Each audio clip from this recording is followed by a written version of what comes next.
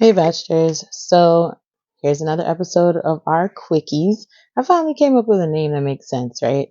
30 minutes or less sex, health, and education sound bites. So I tried to record this video yesterday, and when I went to start my editing, I realized that 10 minutes into the video, my mic died. So we're recharged and ready to go. I am not drinking the Stone's ginger wine that I had last time to make sure that I'm lucid and available for y'all. So today it's peach kombucha. So the original title of this episode was called From BD to BV, From Baby Daddy to Bacterial Vaginosis. But I think Let's Get Spicy is a better title. Probably going to fluctuate as the editing goes on, but today's episode is discussing bacterial vaginosis and the basics surrounding it. Now, the reason why this conversation even came to be is because, as many of my former clients, followers know, I have taken what was supposed to be brief hiatus from coaching clients. So there's no sexpert coaching, no therapy sessions happening right now because I'm focusing on taking care of home, getting through these chemo sessions with my mom. So mental capacity is not there for taking on the emotional load that comes with coaching. So even though I'm not coaching clients right now, I do still get inquiries and requests for help. And of course, I'm not going to ignore those because a lot of this knowledge is stuff that is readily available in my brain. So if I have it available and I can provide myself or resources to someone, especially quick resources, then I'm going to do that. So this was a question that was brought up by a former client who went through an episode with bacterial vaginosis before, and she is seeing repeat symptoms. Now, we went through the usual. There are a series of questions that I ask prior to recognizing what's taking place with the BV. And that's just to make sure that we narrow it down properly and that we properly and accurately identify that bacterial vaginosis is the issue, because there are other situations, there are other infections that could be taking place. Now, being fully aware of this diagnosis, it was a bit easier to help her with her recurring symptoms because we had already had a BV diagnosis from her gynecologist. However, many women are not aware of this infection and they don't know what the symptoms look like or what the causes could be. So today we're going to go briefly over bacterial vaginosis, what causes it, and a few quick tips to help get it under control. So bacterial vaginosis is a common vaginal infection that affects about 30% of women at some point in their lives. It is caused by an imbalance of the natural bacteria in the vagina. Normally, the vagina is home to a healthy balance of different types of bacteria. However, if the balance of bacteria is disrupted, it can lead to an overgrowth of harmful bacteria, which can cause BV. Now, there are a number of factors that can increase the risk of developing BV, including, but not limited to, sexual activity, which tends to be most common. Having sex with a new partner or multiple partners can increase your risk of BV.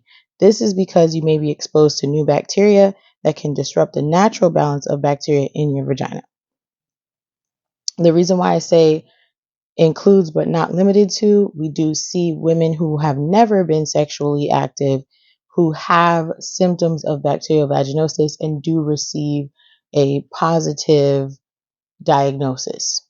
So it's not just women who are having sex, but there are a number of environmental factors that can cause this infection to take place. Hormonal changes. BV is most common during pregnancy and after menopause. This is because hormonal changes during these times can affect the balance of bacteria in the vagina.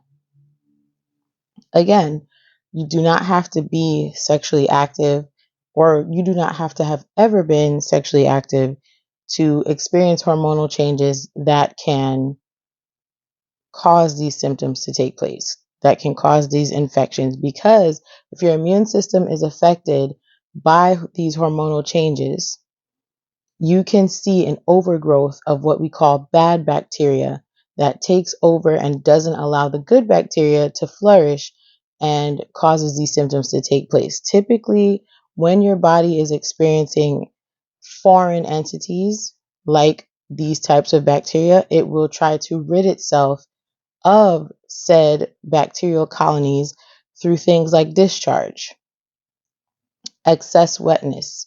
There are a number of ways that the body will try to expel this issue because it recognizes that there's an intruder, there's an imposter among us, and it is doing its best to get rid of it. However, if the environment doesn't change, or if the factors that are causing this environment don't change, this issue will continue to reoccur.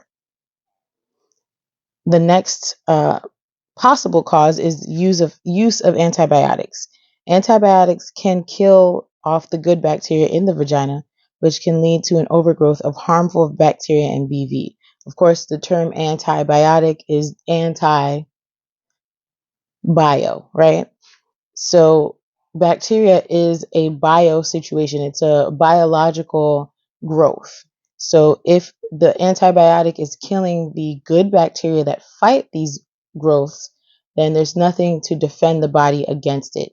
So when those bacteria die off, or if they are outnumbered, then these bad bacteria come in and take over, which causes additional issues. Antibiotics are good for certain issues, certain infections. However, they don't solve everything, and they can be an issue with excessive use or with continued use. So a person may be suffering from one issue where they need to take penicillin, for example, and then the penicillin, while it's doing its job, is killing the bacteria that is needed in the body, which then can cause bacterial vaginosis. The next one is one that is a top cause for me when I'm looking at factors with other clients: poor hygiene. Not cleaning the vagina properly can also increase your risk of BV. This is because it can leave behind bacteria that can disrupt the natural balance of bacteria in the vagina. Again, you do not have to be sexually active for this to be a factor. This can happen for women who are suffering from homelessness. This can happen to women who are suffering from socioeconomical issues and they don't have immediate or constant or consistent access to adequate water supply, showering. There are a number of reasons why poor hygiene takes place, and it's not always intentional. So this conversation is not to shame anyone, because we never know what circumstances people are going through. There might be reasons why a woman is experiencing hygiene issues. Additionally, in tandem with the sexual activity, poor hygiene can also come from a partner.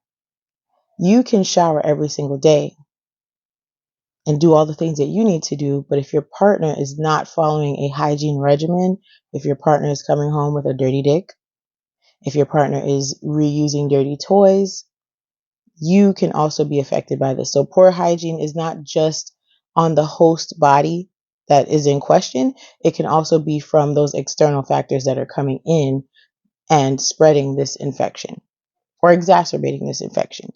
And then lastly, medical conditions. Some medical conditions such as diabetes and HIV can increase your risk of BV. Just like we touched on a few seconds ago, if your immune system is compromised, it makes it easier for these bacterial colonies to grow and take over, and makes it harder for the healthy flora, the healthy bacteria in your body to fight them off.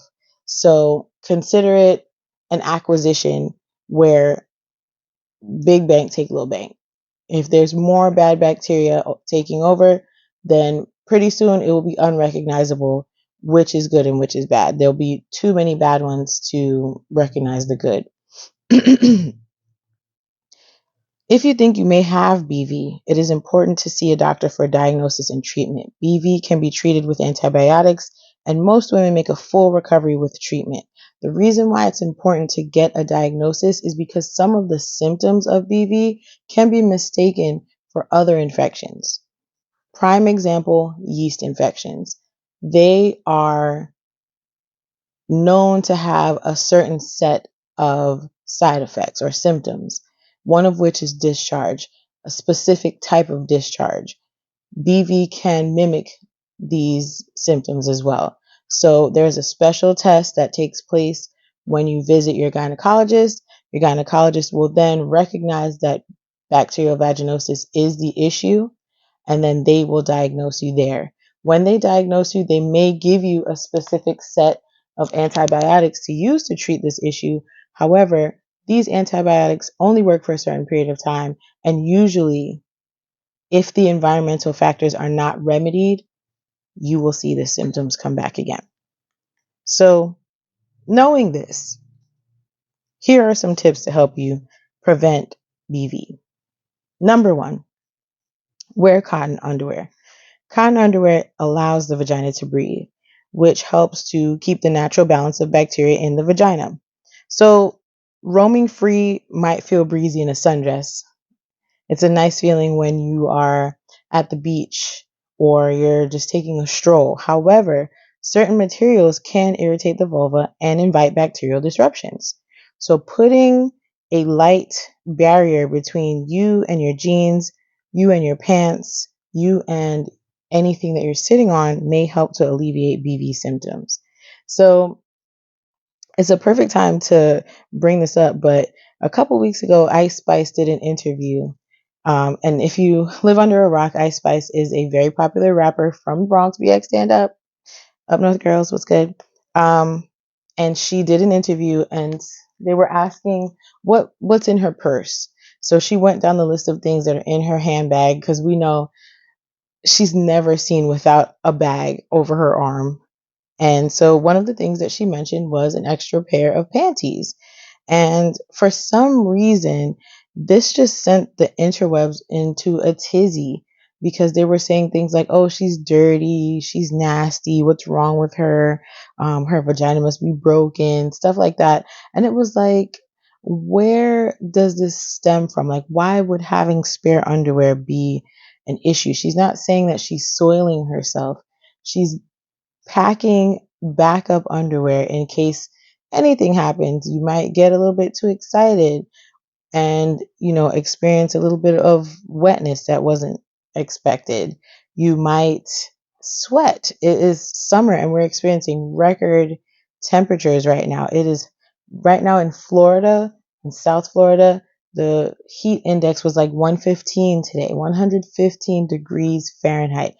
Anybody is bound to sweat under these circumstances. So having spare underwear makes perfect sense.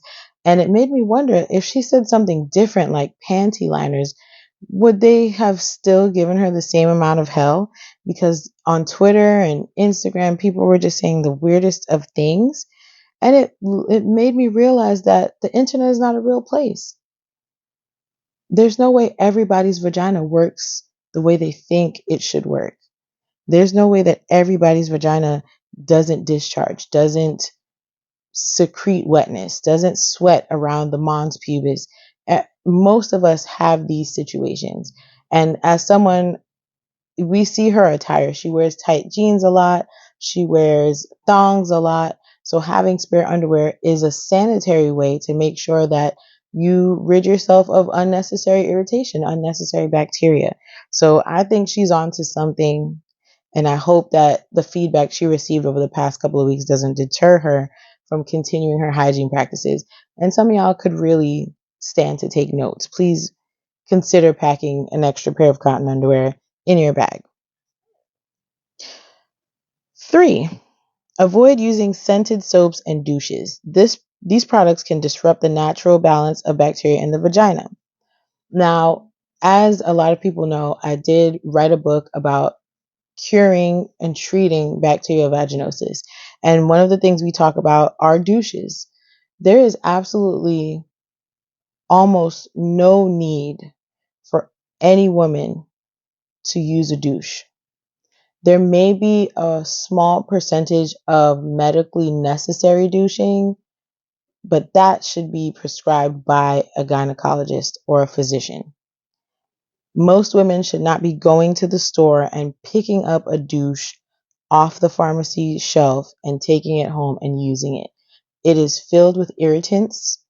If it's used incorrectly, it can reintroduce bacteria and push it further up into the vaginal canal, causing infections later on down the line.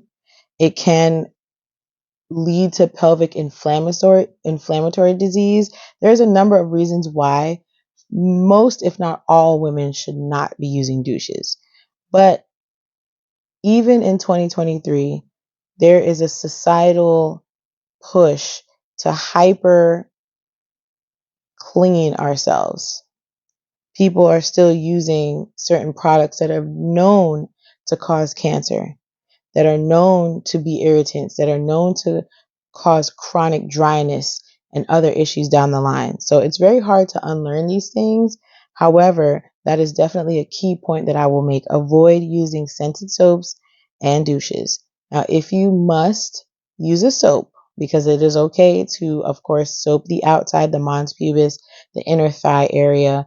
Obviously, you must put cleanser soap up your butt crack to clean fecal matter, because believe it or not, everybody has fecal matter up their butt cracks.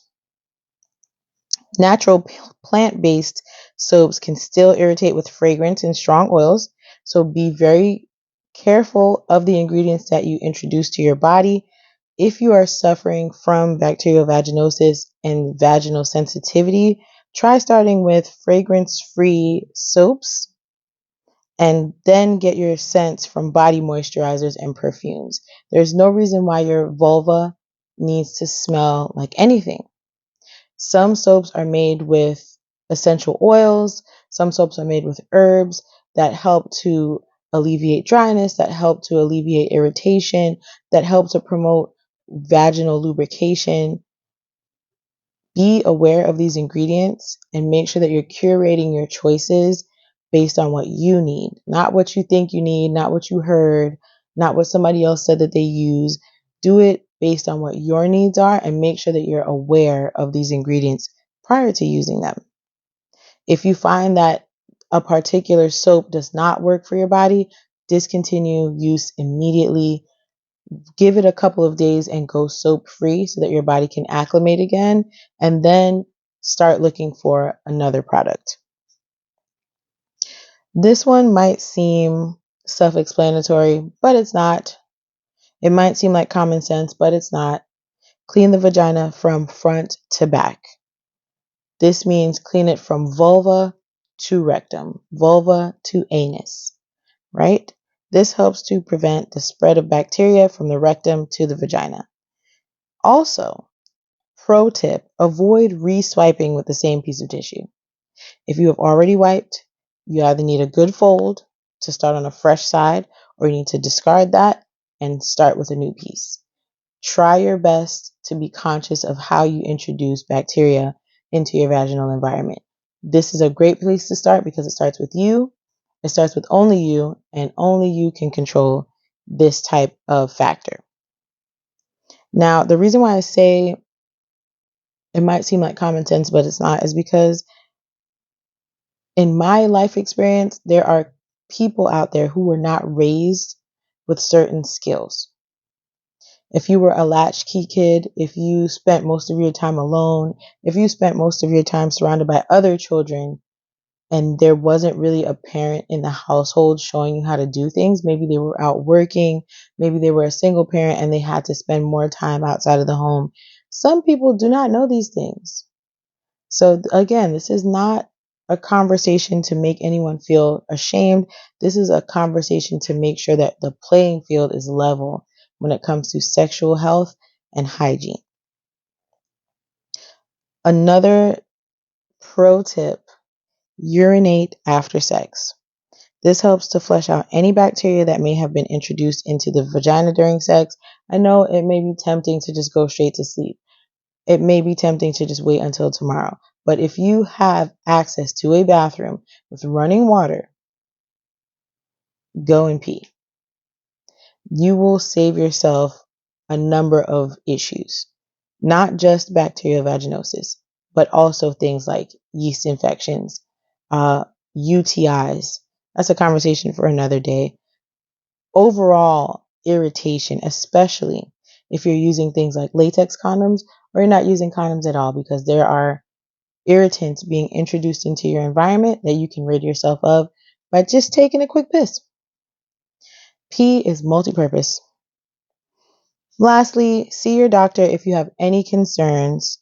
If you think you may have BV, it is important to see a doctor for diagnosis and treatment. I know I said that before, but I'm going to say it again. Please do not take yourself to the local Rite Aid or the local Walgreens and pick up a box of Monistat if you do not know for sure that you have a yeast infection.